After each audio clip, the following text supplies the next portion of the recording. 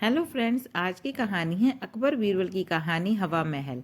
एक दिन बादशाह अकबर अपने दरबारियों के साथ दरबार में बैठे हुए मसलत कर रहे थे। अचानक उनके मन में एक अजीब विचार आया। उन्होंने अपनी यह इच्छा अपने सारे दरबारियों को बताई। अकबर ने कहा, हम बिना किसी आधार के खड़ा हो सके ऐसा महल बनवाना चाहते हैं। वो हवा महल हवा में तैरता हुआ होना चाहिए। अब तुम ही बताओ वह कैसे बनवाया जाए। सभी मंत्री बादशाह की यह बात सुनकर बड़े ही आश्चर्यचकित हो गए। तभी अचानक वहां पर बीरबल का आगमन हुआ।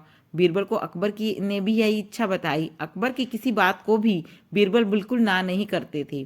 बीरबल ने बादशाह अकबर से कहा, हजूर, इसमें कोई बड़ी बात नहीं है, लेकिन हवा महल बनाने के लिए बहुत बड़ी धनराशि और बहुत समय लगेगा।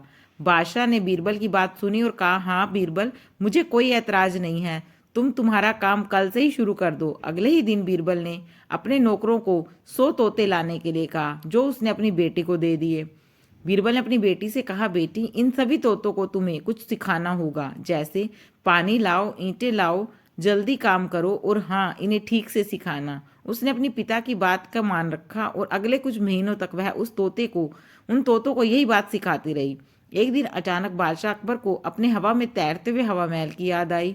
उन्होंने तुरंत बीरबल को बुलवा लिया और पूछा, बीरबल, हमारे हवा महल का क्या हुआ? काम कहाँ तक पहुंचा? बीरबल ने तुरंत जवाब दिया, हजूर, काम तो बहुत तेजी से आगे बढ़ रहा है। बादशाह बहुत खुश हुए। उसने बीरबल से कहा, बहुत खूब, हम महल को देखना चाहते हैं।